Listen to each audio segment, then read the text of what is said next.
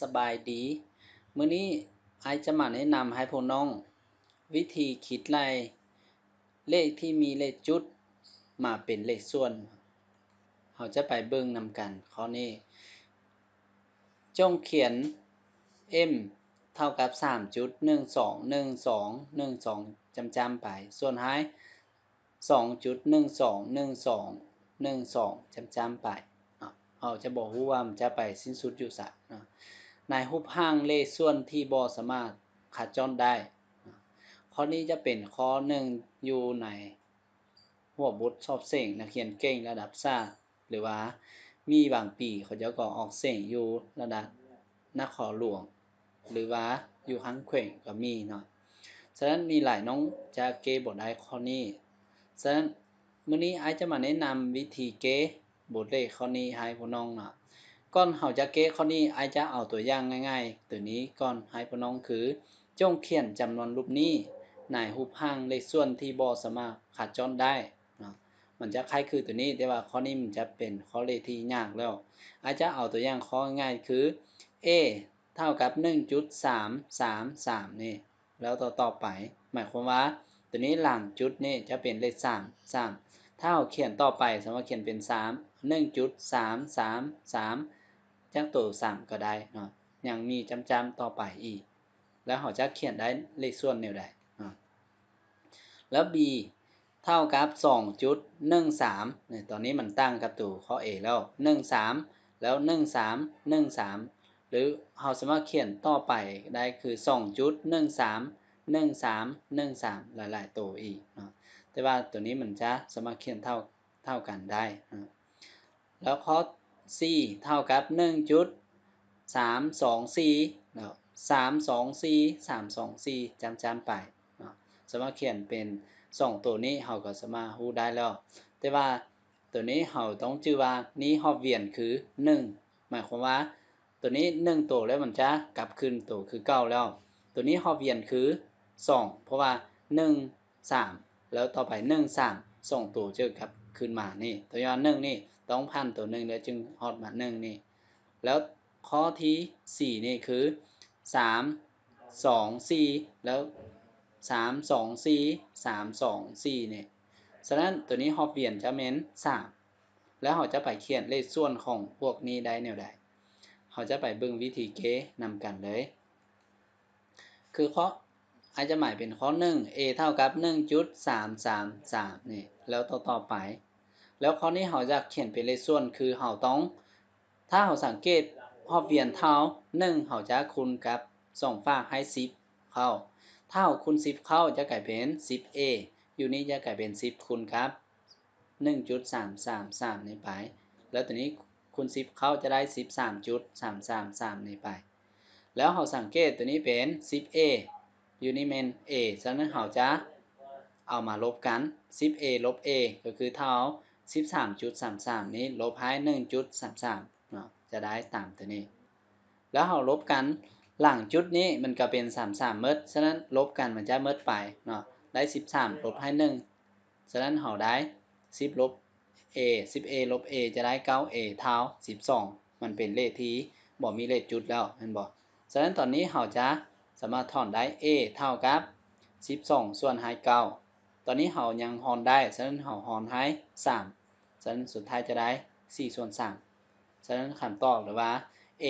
เท่ากับ 1.33 เราสามารถเขียนเป็นเลขส่วนคือเท่ากับ4ส่วน3เราจะไปเบิ่งข้อ b เนาะข้อ b จะคือ 2.131313 ต่อไปฉะนั้นตัวนี้เราเบิ่งรอบเวียนคือไอ้เว้าเมื่อกี้คือ1ต้องข้ามตัว1จึงฮอด1อีกฉะนั้นรอบเวียนจะเป็น2ฉะนั้นเราต้องคูณกับ100เพื่อให้เลขจุดตัวนี้ย้ายมาอยู่จุดนี้เอาคูณ100ใส่จะกลายเป็น100คูณ b เท่ากับ100คูณกับ 2.1313 ไปนี่แล้วเท่ากับ100คูณเข้าหมายจุดจะย้ายมาทางนี้ตัวเลขนี่กลายเป็น213.131313จำไปแล้วเราสังเกตตัวนี้ b เท่ากับตัวนี้แล้ว 100b เท่ากับ200ไปนี่เราจะเอามาลบกันเราได้ 100b ลบให้ b จะเท่ากับ 213.1313 นี้ลบให้ 2.131313 เราจะได้ตามตัวนี้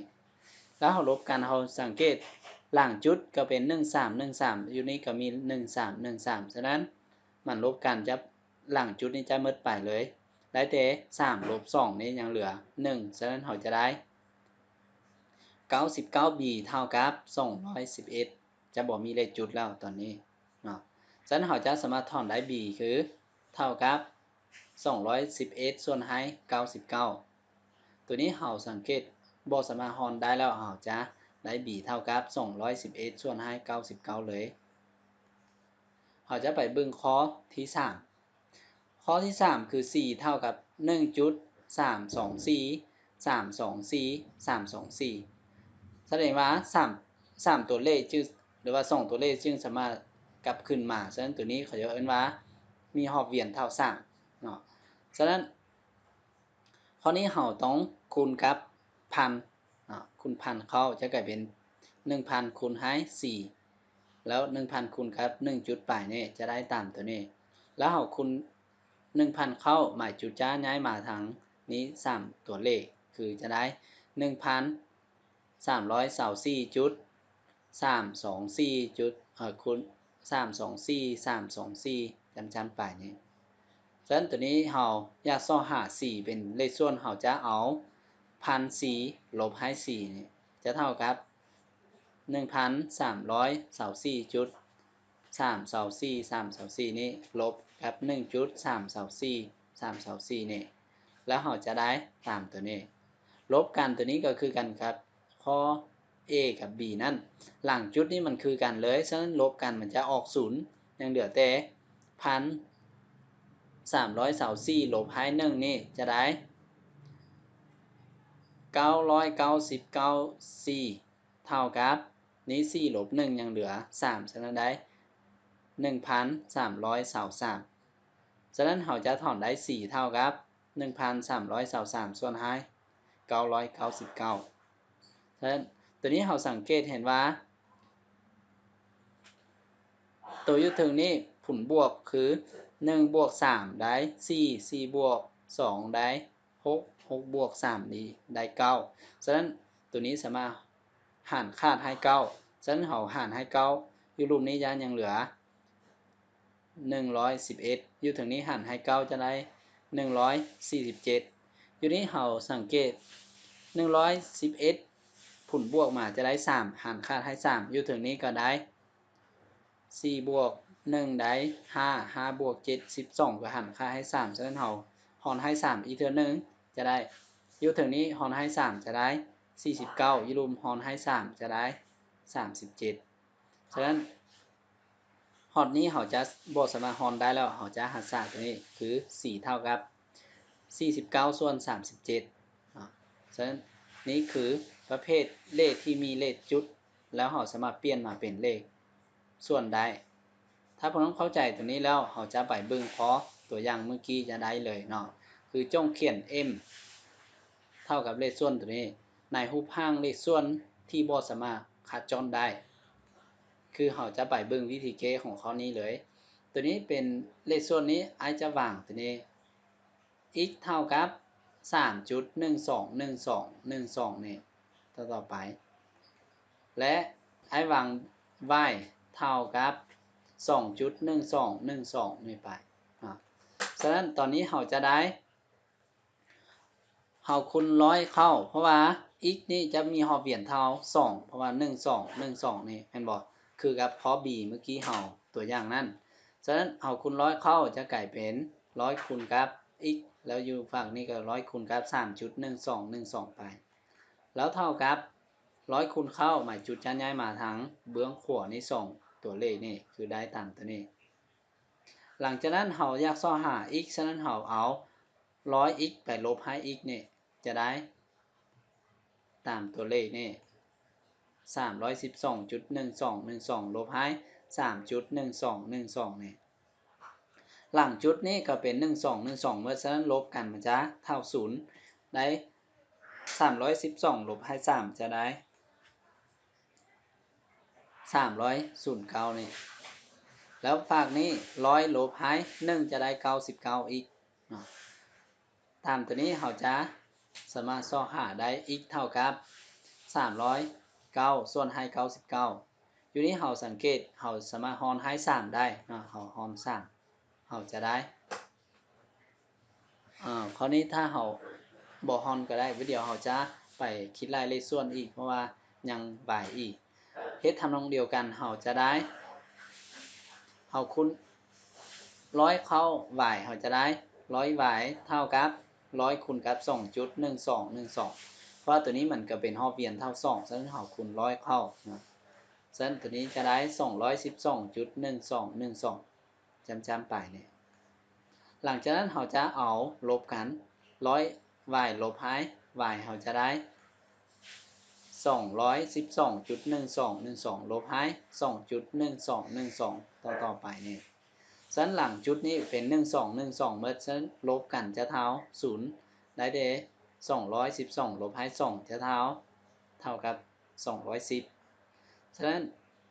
99 y เท่า210เราจะได้ y เท่า210ส่วนหาย99ดังนั้นเราจะได้ m เท่ากับ 3.1212 ต่อไปส่วนหาย 2.1212 แล้วเราจะเท่ากับ x ส่วน y เพราะว่าเราวางส่วนนี้เท่า x ได้ y หลังจากนั้นเราจะเทนค่าตัวนี้เข้าเราจะได้ x เท่ากับ309ส่วนหาย99 y เท่ากับ210ส่วนหาย99เราจะได้ตัวนี้เท่ากับ309ส่วนหาย210ตัวนี้เราสามารถฮอนได้หาย3ฉะนั้นเราฮอน3ไปจะได้103ส่วนหาย70ฉะนั้นนี่คือ